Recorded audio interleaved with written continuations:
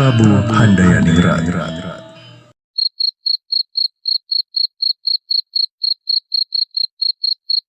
Malam itu, seperti biasa Prabu Handayaningrat bertemu dengan anaknya Kebo Kenongo untuk memberi wejangan pada beranda rumahnya yang terletak di Kadipaten Pengging.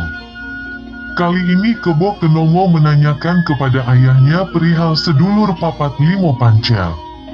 Sebelum menjelaskan, ayahnya menanyakan kepada Kebo Kenongo terlebih dahulu mengenai apa yang telah diketahuinya soal sedulur papat limo pancel. Kebo Kenongo menjelaskan bahwa dia mendapatkan pengetahuan dari sesepuh tetangganya kalau sedulur papat limo pancer itu saudara gaib kita, berupa kakang kawah atau air ketuban. Adi Ari-Ari yaitu Ari-Ari saat lahir, getih atau darah, dan puser atau tali pusar. Dijelaskan bahwa kakang kawah itu posisinya di arah timur dan warnanya putih. Adi Ari-Ari ada di arah barat dan warnanya kuning, getih ada di selatan dan warnanya merah, kemudian puser ada di utara dan warnanya hitam. Hanya itu saja yang didapatkan oleh Kebo Kenongo. Ayahnya menjelaskan bahwa pengetahuan Kebo Kenongo itu benar, dan ilmu itu berasal dari masa Majapahit, tertulis dalam serat Nawaruci, karya Empu Siwamurti.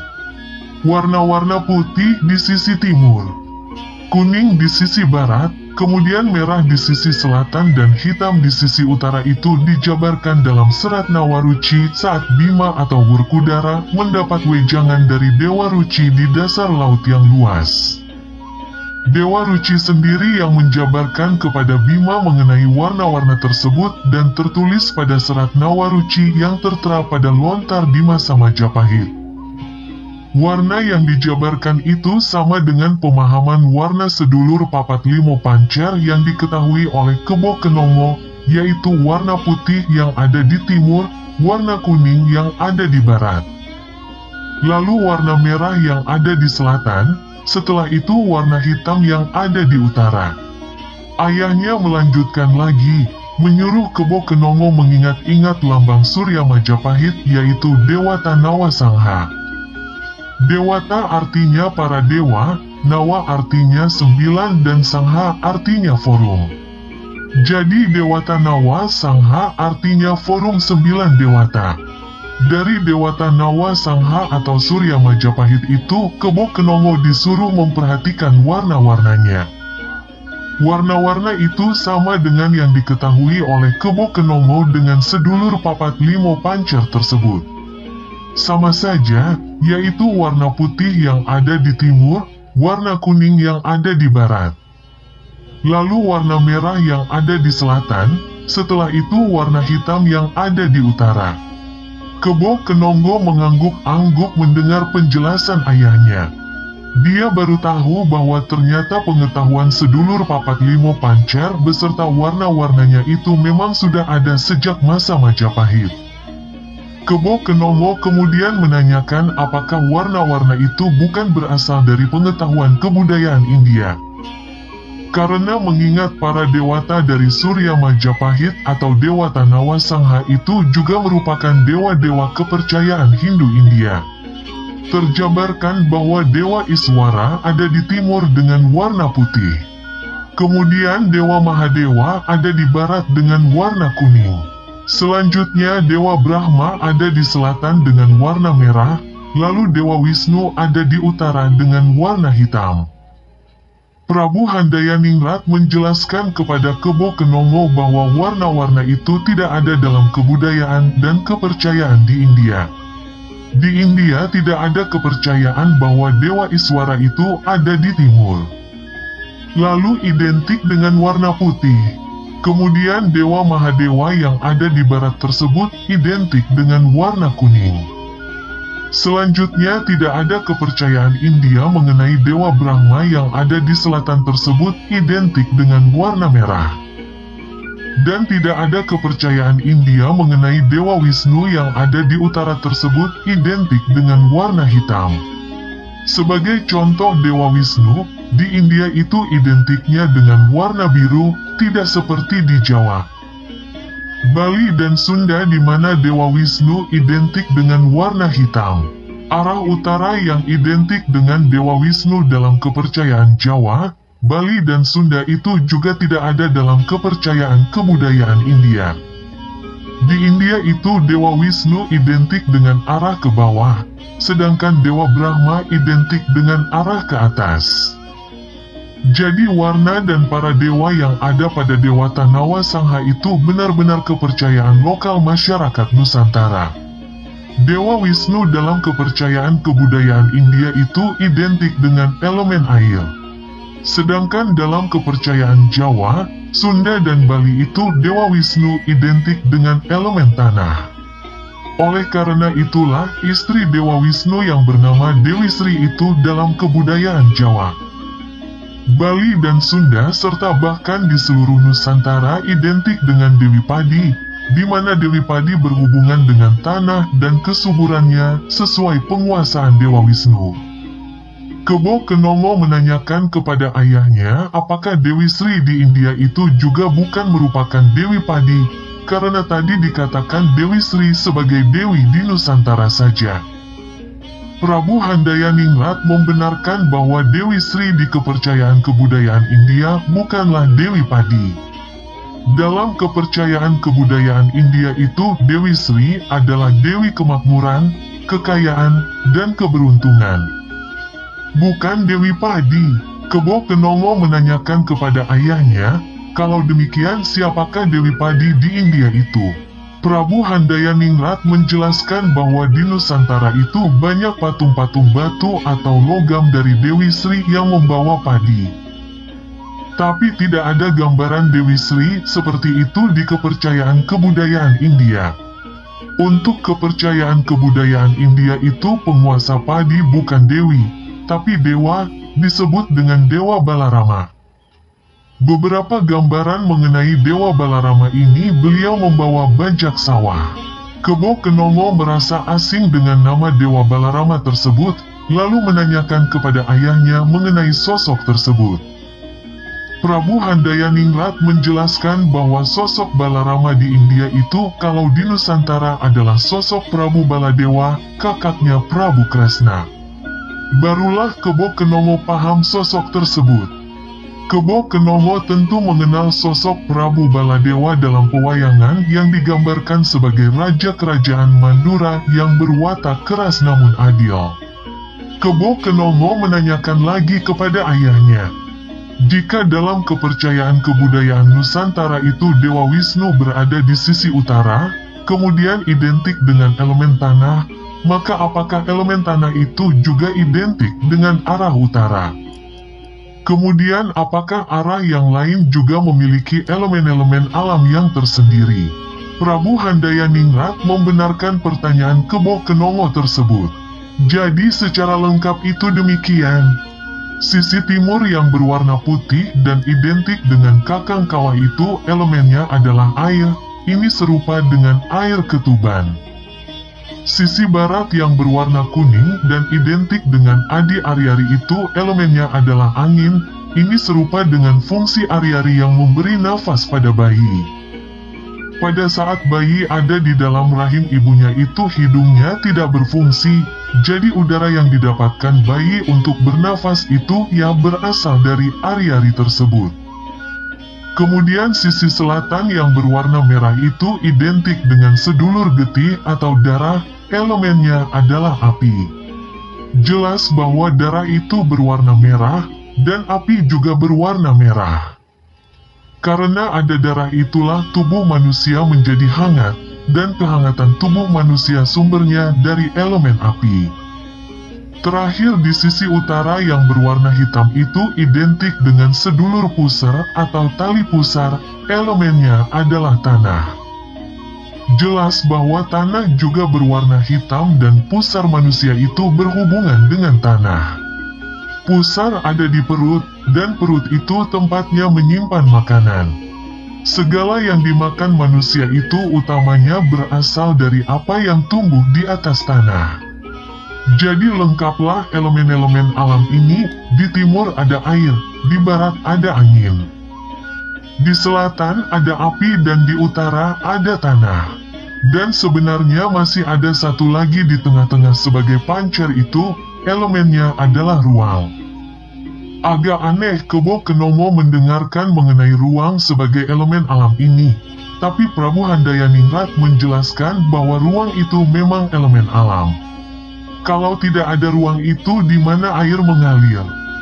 Di mana angin berhembus, di mana api menyala dan di mana tanah terletak, semuanya ada di dalam ruang. Maka ruang itulah pancer. Semua elemen alam itu tidak akan bisa memiliki keberadaan jika tidak ada ruang. Kebo Kenomo terpesona mendapat penjelasan ayahnya ini, bahwa arah mata angin dalam kepercayaan kebudayaan Nusantara ternyata bisa berganda, sebagai arah dari sedulur papat limo pancer. Sebagai perlambang berbagai warna dan sebagai lokasi dari elemen-elemen alam. Maka ditanyakanlah oleh Kebo Kenomo mengenai hubungan antara pancer dari sedulur papat itu berwarna apa. Prabu Handayaningrat menjelaskan bahwa pancer itu warnanya adalah mancawarna, merupakan gabungan dari keempat warna di sekelilingnya. Warna putih ada di tengah, dikelilingi warna kuning. Kemudian warna kuning dikelilingi warna merah dan terakhir yang mengelilingi warna merah itu adalah warna hitam. Jelaslah bagi Kebo Kenomo penjabaran ayahnya itu. Kemudian apakah ada yang akan dijelaskan lagi mengenai sedulur papat limo pancer tersebut? Prabu Handayaningrat menjelaskan mengenai hubungan antara arah mata angin, warna, elemen dan para sedulur gaib itu dengan hari kelahiran pada petungan atau perhitungan pasaran, yaitu Legi, Pahing, Pon, Wage, dan Kliwon. Prabu Handayaningrat menjelaskan bahwa pasaran Legi itu terletak di timur, kemudian pasaran Pon itu terletak di barat, lalu pasaran Pahing itu terletak di selatan. Kemudian pasaran Wage itu terletak di utara, sedangkan di tengah itu tempatnya pasaran Kliwon. Pasaran ini berhubungan dengan sifat manusia sesuai hari kelahirannya dan sifat dari elemen alam.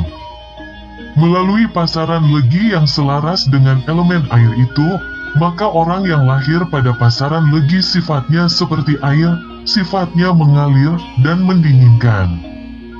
Kalau marah bisa menghanyutkan dan menenggelamkan.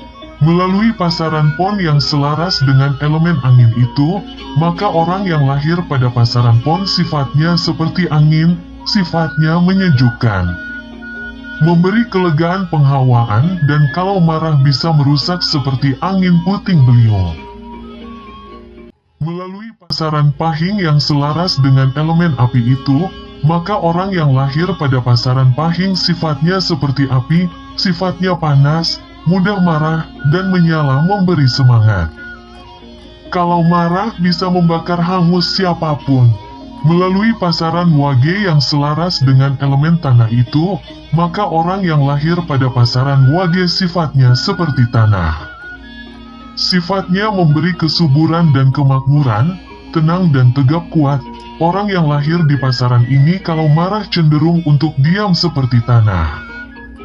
Melalui pasaran Kliwon yang selaras dengan elemen ruang itu, maka orang yang lahir pada pasaran Kliwon sifatnya seperti ruang, sifatnya memberi ruang pada siapapun, banyak teman dan sahabat.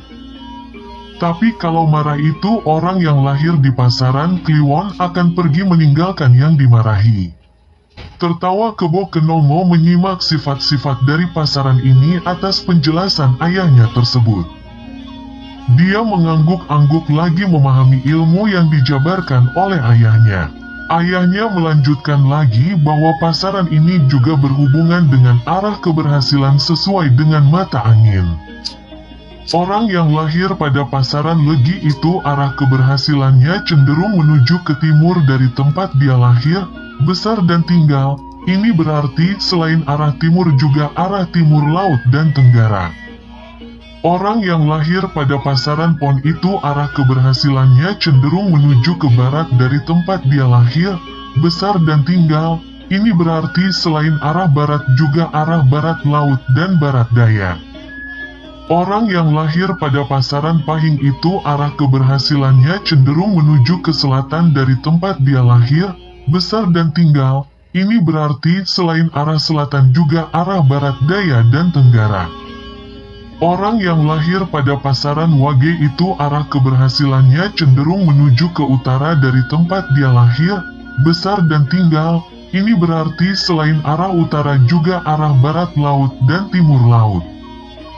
Terakhir, orang yang lahir pada pasaran Kliwon itu arah keberhasilannya cenderung tidak kemana-mana, jadi tetap pada tempat dia lahir, besar dan tinggal. Kebo Kenomo menyatakan bahwa dirinya itu lahir pada pasaran Kliwon, jadi dia termasuk orang yang arah keberhasilannya itu tidak kemana-mana. Prabu Handayaningrat membenarkan hal tersebut. Dia berharap Kebo Kenomo lah yang akan menempati rumah tempat dia tinggal sekarang sampai nanti dia kawin dan beranak pinak. Di sisi lain, kakak Kebo Kenomo yaitu Kebo Kanigoro yang lahirnya pada pasaran Pon itu keberhasilannya menuju ke barat. Oleh karenanya lah saat ini Kebo Kanigoro menjadi pertapa di lereng Gunung Merbabu yang letaknya ada di barat laut dari Kadipaten Pengging. Kebo Kenomo semakin jelas mengetahui perihal sedulur Papat Limo Pancer, hubungannya dengan elemen alam, dan hubungannya dengan petungan pasaran. Dia menanyakan apakah cukup sampai di situ ilmu mengenai sedulur Papat Limo Pancer. Apa gunanya mengetahui mengenai saudara-saudara gaib tersebut? Prabu Handayaningrat menjelaskan bahwa para sedulur yang merupakan saudara gaib itu membantu kelancaran kehidupan manusia. Saudara-saudara gaib itu diupamakan seperti teman hayalan. Tapi jika orang itu hanya punya satu teman hayalan, maka dalam prinsip sedulur Papat Limo Pancer itu ada 4 teman hayalan yang saling bisa membantu memberitahukan mengenai apa yang harus diperbuat, harus menuju ke arah mana, apa yang perlu dipilih. Di mana semuanya akan menentukan keberhasilan seseorang dalam memutuskan sesuatu. Jika teman hayalan itu berwujud sosok orang lain, maka 4 teman hayalan dalam prinsip sedulur papat itu berwujud diri sendiri. Kakang Kawah itu wujudnya seperti diri sendiri yang berada di sisi timur seseorang. Kemudian wujud itu cenderung berwarna putih. Adi Ari-Ari itu wujudnya seperti diri sendiri yang berada di sisi barat seseorang, kemudian wujud itu cenderung berwarna kuning.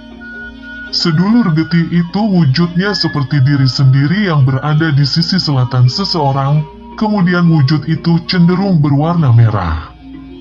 Sedulur Pusar itu wujudnya seperti diri sendiri yang berada di sisi utara seseorang, kemudian wujud itu cenderung berwarna hitam.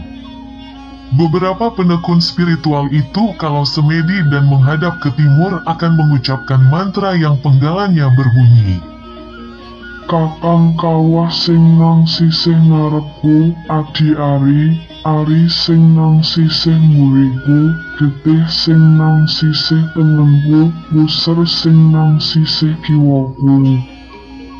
Artinya itu Kakang Kawah yang ada di depanku, Adi Ari-Ari yang ada di belakangku, Getih atau darah yang ada di sebelah kananku, dan Pusar atau tali pusar yang ada di sebelah kiriku.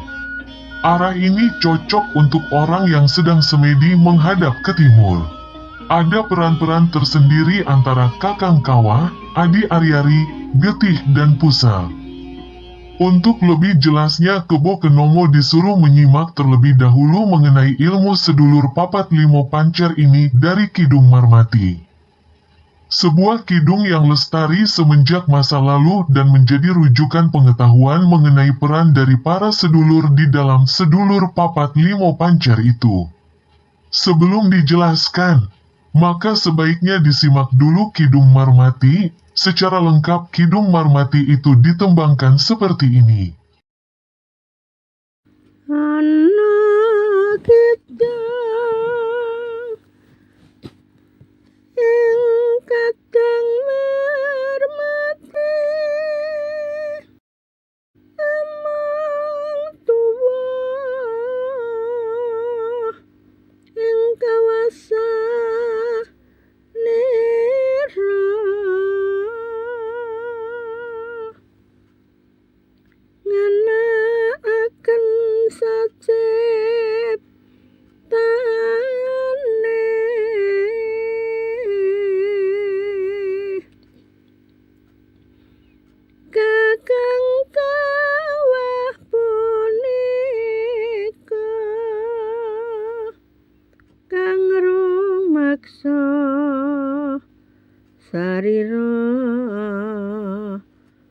mami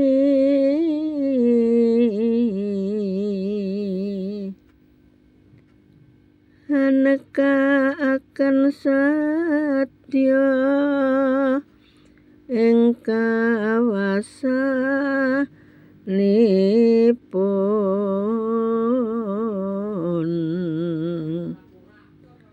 Adiari-arika mayungi laku ing kawasan iki anekaken pangarah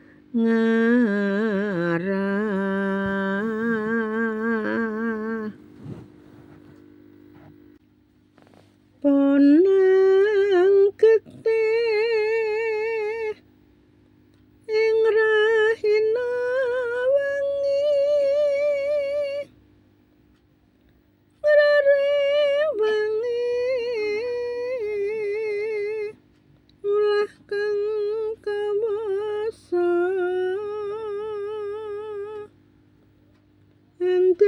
ndadekaken karsane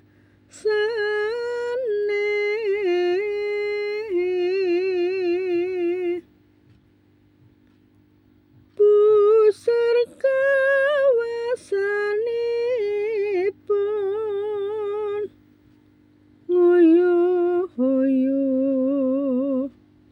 sapawa mami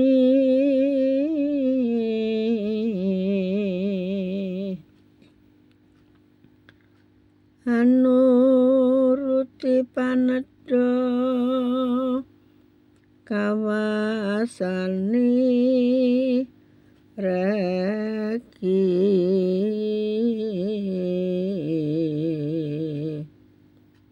sangkep katang ingsun papat kalimane pancar wus dadi sawiji tunggal sawujud ing wang mangkya kadang ingsun kang umijil saking marga ino bareng samya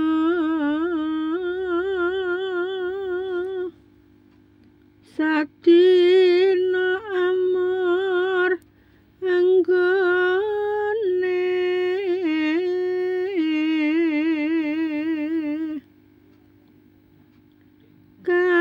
kalawan kadang ingsun ingkang ora umijil saking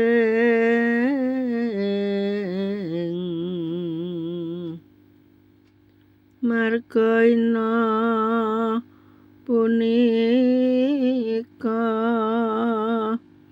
kumpule lan ingsun dadi maktum sarpen sira wawayanganing satreke dadya kanthi saparan datan pisah yen angidong sarwi tanpa patri ama mulya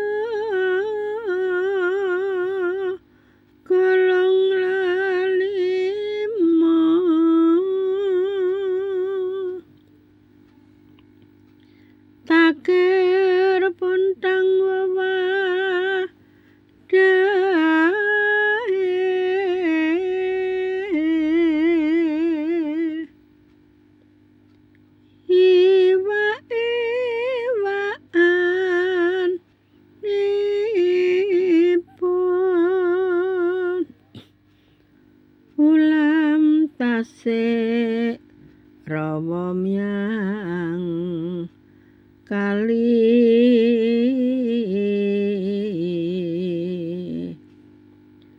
lawan ulam pengawan mawa kantal lipun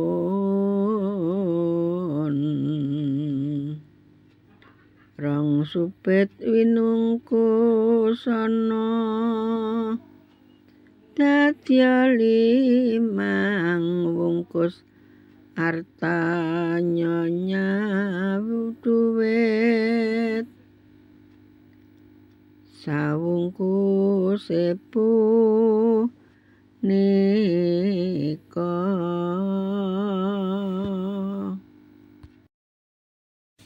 tumpang ana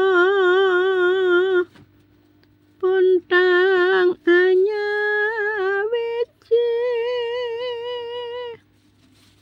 dadya limang wungkus puntang lima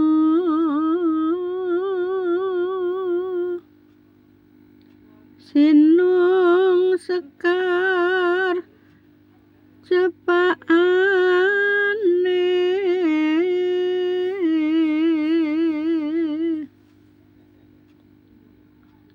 tarasa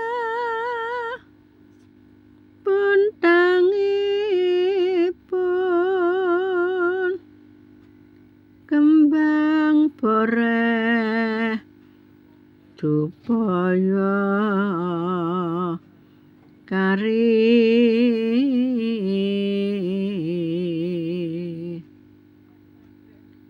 memetri ujupira dungane jemu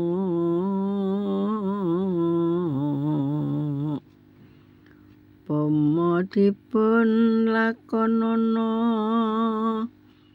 saben nuju dina kelahiran iki agung sawabe uga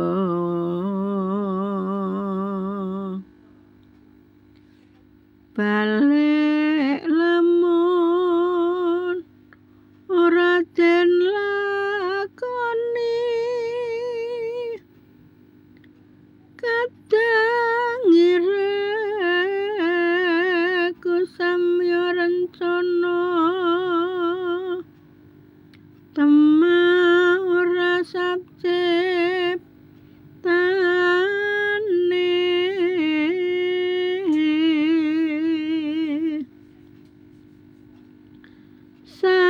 sasetyanira wurung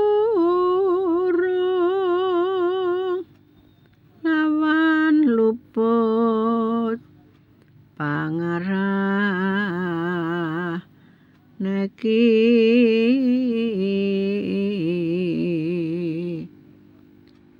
sakar sanira wigar angga kartan pantuk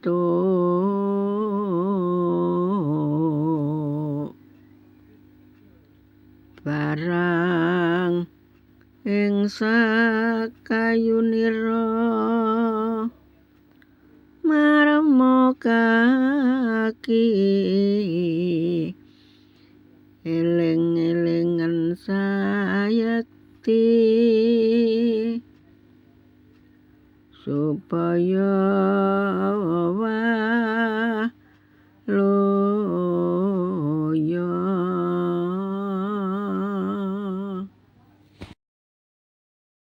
Itulah penjabaran dari Kidung Marmati.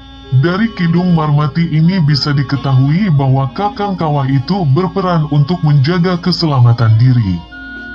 Adi Ari-Ari berperan untuk menunjukkan arah mana yang baik bagi keberhasilan dan keselamatan. Kemudian sedulur Getih berperan untuk mewujudkan keinginan. Dan terakhir sedulur Pusar berperan untuk menuruti permintaan. Dijelaskan pula dalam Kidung Marmati mengenai bagaimana merawat sedulur papat ini dengan ritual pada saat hari kelahiran. Hari kelahiran itu adalah weton. Prabu Handayaningrat biasa melakukan puasa mutih apit weton untuk merawat sedulur papat, bisa dilaksanakan setiap 35 hari sekali pada weton seseorang. Tapi minimal dilaksanakan setahun 2 kali di mana weton itu terjadi sesuai dengan wukunya. Jadi misalnya seperti Kebo Kenomo yang lahir pada hari Rabu Kliwon Wuku Sinta. Maka minimal setiap hari Rabu Kliwon Wuku Sinta itu Kebo Kenomo melaksanakan puasa mutih apit weton. Dimulai pada pagi jam 6 pagi di hari Selasa Wage. Sampai besoknya pada pagi jam 6 hari Rabu Kliwon, dilanjutkan sampai besoknya pada hari Kamis Legi jam 6 pagi. Lalu diakhiri pada hari Jumat Pahing jam 6 pagi. Puasa mutih apit weton itu dilakukan dengan ngurangi mangan ngurangi turu. Artinya mengurangi untuk banyak makan dan mengurangi untuk banyak tidur. Lalu yang diperbanyak adalah semedi-semedinya. Atau kalau sedang bekerja ya bekerjalah seperti biasa, saat longgar saja melakukan semedi. Mengurangi tidur bukan berarti tidak boleh tidur sama sekali. Tidurnya hanya dikurangi hingga jangan sampai puasa tapi malah dihabiskan waktunya dengan banyak tidur. Demikian pula dengan mengurangi mangan atau mengurangi makan. Maka makanlah hanya pada saat benar-benar lapar dan minumlah pada saat benar-benar haus. Karena ini merupakan puasa mutih, maka yang boleh dimakan hanya berupa sekepal nasi. Dan yang boleh diminum hanya berupa segelas air putih. Tidak boleh saat puasa itu kemudian waktunya makan lalu diobral makan sate, rawon, gulai dan sebagainya, tidak boleh. Saat puasa itu yang ditahan bukan nafsu makan, karena keinginan untuk makan itu bukan nafsu. Yang merupakan nafsu itu keinginan untuk makan enak dan minum enak. Jadi saat puasa juga tidak boleh minum es campur, es buah, bajigur dan lain-lain. Tidak boleh, makan dan minum itu bukan nafsu, tapi kebutuhan. Saat tubuh butuh asupan untuk pertumbuhan dan gerakan, maka dia butuh diisi makanan. Saat tubuh butuh cairan, maka dia butuh minuman. Silahkan makan dan minum saat puasa mutih, tapi makannya hanya sekepal nasi putih dan minumnya hanya segelas air putih. Makan dan minum secukupnya hanya kalau lapar dan kalau haus saja. Jangan diobral ketika diri sedang tidak haus tapi pingin minum terus-terusan, tidak seperti itu. Jika makan dan minum itu merupakan kebutuhan, maka amat bahaya ketika tubuh sedang membutuhkan itu lalu tidak diisi dengan makanan dan minuman.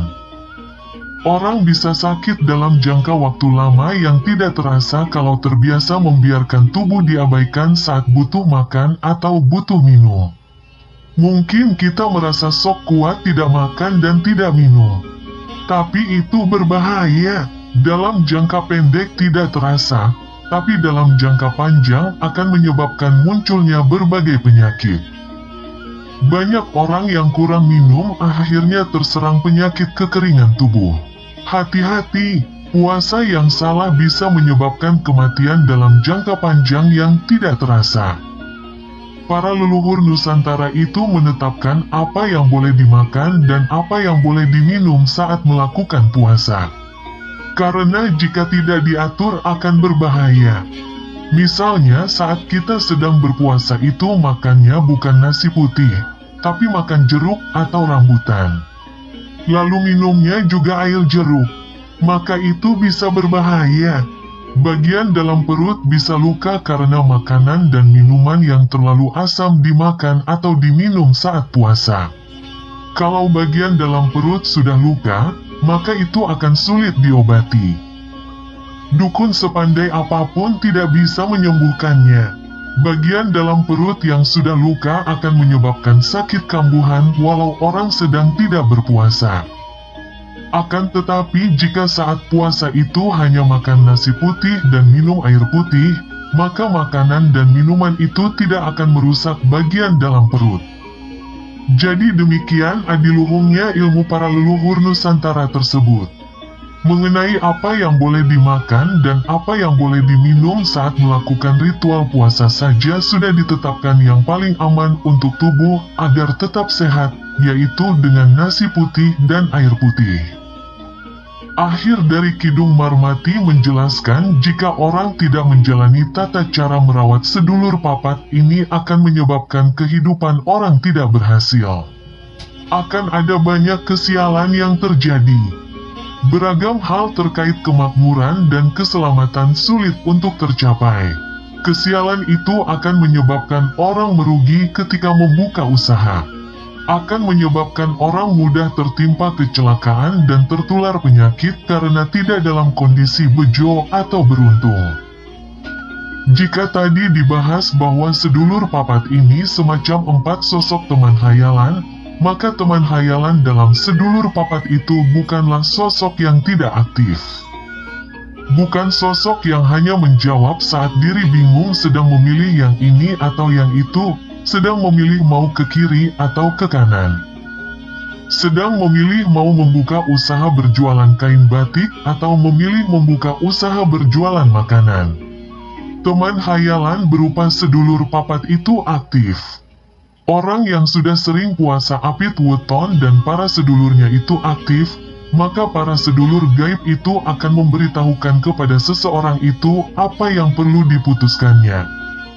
Misalnya saja tahu-tahu sedulur Adi Aryari menyebutkan bahwa pagi ini sebaiknya seseorang pergi ke arah timur, maka saat pergi itu dia akan menemukan keselamatan dan terhindar dari kecelakaan. Saat pergi ke timur itu, dia akan mendapatkan sesuatu yang menguntungkan bagi kesejahteraannya, misalnya, mendapat pekerjaan baru. Mendapat tanah yang murah ketika dia sedang ingin membeli tanah misalnya, dan lain-lain. Itulah hebatnya ilmu para leluhur kita, ilmu itu tidak dimiliki bangsa manapun. Dalam kebudayaan apapun dan dalam keyakinan bangsa apapun juga. Sedulur papat adalah bagian dari agama bagi para leluhur kita semenjak masa purba. Warna-warna itu tetap ada sejak masa purba sampai pada penetapan warna di hiasan Surya Majapahit. Diwujudkan dalam benda-benda upacara, untuk perhiasan seseorang dan lain-lain. Warna-warna putih di timur, kuning di barat, merah di selatan dan hitam di utara. Selalu diingat oleh orang dalam berbagai atribut rumah tangga dan upacara. Warna-warna itu juga merupakan bagian dari agama yang dibuat oleh para leluhur kita. Jangan sampai agama para leluhur kita direndahkan dengan agama-agama dari kebudayaan bangsa-bangsa asing. Jangan memiliki sifat gemar membanggakan hasil bangsa asing dan merasa lebih baik serta lebih benar dari hasil para leluhur kita sendiri. Belum tentu, telaahlah terlebih dahulu, cermati, renungkan, pikirkan. Bagi Ayah Kebo Kenomo itu ilmu para leluhur Nusantara lebih tinggi dibandingkan dengan ilmu bangsa-bangsa asing. Paling tidak ilmu para leluhur Nusantara itu kalau setara pun, maka lebih cocok bagi bangsa Nusantara dibandingkan dengan agama para leluhur bangsa asing. Agama dari para leluhur Nusantara itulah yang paling cocok dengan bangsa Nusantara itu sendiri. Jangan mengalahkan agama para leluhur Nusantara dengan agama-agama para leluhur bangsa-bangsa asing. Sudah terbukti dengan agama yang dijalankan para leluhur Nusantara itu bisa menorehkan masa-masa keemasan kerajaan. Keberadaan Candi Borobudur yang megah itu bukan karena agama Buddha. Karena di abad ke-8 itu di Tibet, tempat lahirnya agama Buddha, masyarakatnya juga tidak bisa membangun kuil sebesar dan seindah Candi Borobudur. Kebesaran Singhasari dan Majapahit saat menguasai Nusantara juga bukan karena agama Buddha atau agama Hindu. Karena Raja Kertanegara yang bisa menguasai Nusantara itu beragama Buddha. Di sisi lain Raja Hayam Wuruk yang juga bisa menguasai Nusantara itu beragama Hindu. Jadi bukan karena agama-agama bangsa-bangsa asing itu Nusantara bisa dikuasai dan kemegahan Borobudur bisa diraih. Kejayaan itu karena bangsa Nusantara semenjak masa purba sudah memiliki agama sendiri yang mampu membuat kemegahan seperti situs Gunung Padang. Jadi kemegahan Borobudur itu bukan dilandasi agama Buddha dari Tibet, tapi dilandasi oleh agama masa purba yang diinspirasikan dari kemegahan situs Gunung Padang. Candi Borobudur itu mirip dengan situs zaman purba berupa punden berundak di Sumatera Selatan yang bernama situs Pugung Raharjo. Tidak mirip dengan kuil apapun yang ada di Tibet. Agama dari para leluhur zaman purba itu lestari sampai masa Wangsa Sailendra yang membangun Borobudur dan lestari terus sampai masa Majapahit. Buktinya adalah warna-warna dari sedulur papat limo pancer itu yang tidak berasal dari agama para leluhur bangsa manapun. Jadi dari mana lagi warna-warna sedulur papat itu berasal kalau bukan dari agama para leluhur Nusantara semenjak zaman purba. Mari sadar diri, sekaranglah saatnya sadar diri. Bangsa Nusantara ini perlu diluruskan dengan budi, nalar dan kauruh yang baik, yang benar dengan pengetahuan sejarah melalui perenungan dan pemikiran yang benar pula. Mari kembali pada ajaran para leluhur bangsa kita sendiri, mari bangkitkan dan jalankan sesuai dengan perkembangan zaman. Benahilah agama para leluhur kita dengan kondisi yang bisa menyesuaikan zaman sekarang, walau pembenahan itu tetap berdasar pada agama yang sudah ada sejak masa purba. Mari seperti pohon besar yang akarnya menancap kuat di jantung pertiwi. Kemudian batangnya kokoh mengisi dirgantara Nusantara. Dedaunan dan ranting serta buahnya melambai sampai ke bulan dan bintang di ruang angkasa yang maha luas tak terbatas ini. Joyo Jayaning Kawijayan, Jaya Jaya Wijayanti.